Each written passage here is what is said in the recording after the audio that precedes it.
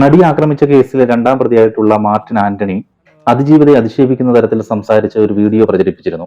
അത് സോഷ്യൽ മീഡിയയിൽ വ്യാപകമായി പ്രചരിക്കുന്നുണ്ട്. ഇതിനെതിരെ അതിജീവിത കഴിഞ്ഞ ദിവസം മുഖ്യമന്ത്രിയെ നേരിട്ട് കണ്ട് പരാതി നൽകിയിരുന്നു.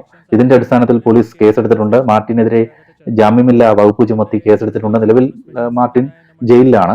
നടിയെ അധിക്ഷേപിക്കുന്ന തരത്തിൽ മാർട്ടിൻ പറയുന്ന കാര്യങ്ങൾ, ആ ഒരു വീഡിയോ പലരും ഈ ഒരു വീഡിയോ പ്രചരിപ്പിക്കുന്നതായി കണ്ടു. ഇത് ദിലീപ് അനുകൂലികളാണെന്നാണ് പോലീസ് പറയുന്നത്. എന്തായാലും ഏതാണ്ട് 130ഓളം ലിങ്കുകൾ പോലീസ് ഇതിനോടകം കണ്ടെത്തിയിട്ടുണ്ട്. ഇത് പ്രചരിപ്പിച്ചവരുടെ അവർക്കെതിരെ കർശന നടപടി ഉണ്ടാകുമെന്നാണ് പോലീസ് പറയുന്നത്. അതുപോലെ തന്നെ ഫേസ്ബുക്ക്, യൂട്യൂബ്, ഇൻസ്റ്റാഗ്രാം അധികൃതർക്കും പോലീസ് നോട്ടീസ് അയച്ചു കഴിഞ്ഞു. ഇത്തരത്തിലുള്ള മാർട്ടിന്റെ ഒരു വീഡിയോ സോഷ്യൽ മീഡിയയിൽ നിന്ന് ഡിലീറ്റ് ചെയ്യണമെന്ന് ആവശ്യപ്പെട്ടാണ് നോട്ടീസ് അയച്ചിരിക്കുന്നത്.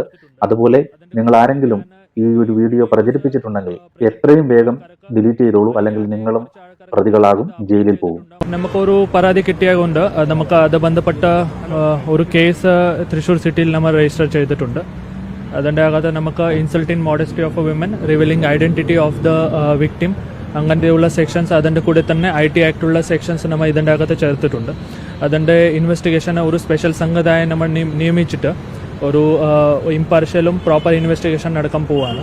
ഇതിൻ്റെ അകത്ത് ഈ വീഡിയോ പ്രൊഡ്യൂസ് ചെയ്ത ആൾക്കാർക്ക്, വീഡിയോ ഷൂട്ട് ചെയ്ത ആൾക്കാർക്ക്, അതിൻ്റെ കൂടെ തന്നെ അതിൻ്റെ സർക്കുലേഷനും ഡിസ്ട്രിബ്യൂഷൻ ചെയ്ത ആൾക്കാർക്ക് ആർക്കാണ്, അതെല്ലാം നോക്കിയിട്ട് അത് ബന്ധപ്പെട്ട് നമുക്ക് കൃത്യമായിട്ട് ലീഗൽ നടപടികൾ എടുക്കാൻ പോവുകയാണ്.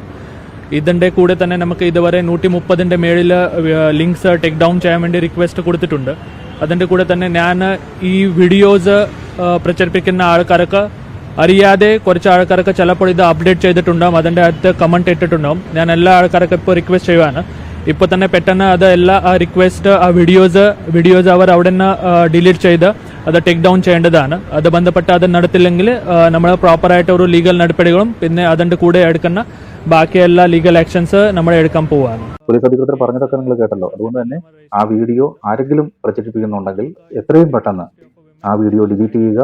അഥവാ നിങ്ങൾ പ്രചരിപ്പിക്കുകയാണെങ്കിൽ നിങ്ങൾക്കെതിരെ കർശന നടപടി പോലീസ് എടുക്കുമെന്ന കാര്യത്തിൽ ഒരു സംശയവും വേണ്ട, നിങ്ങൾ അകത്തു പോകും.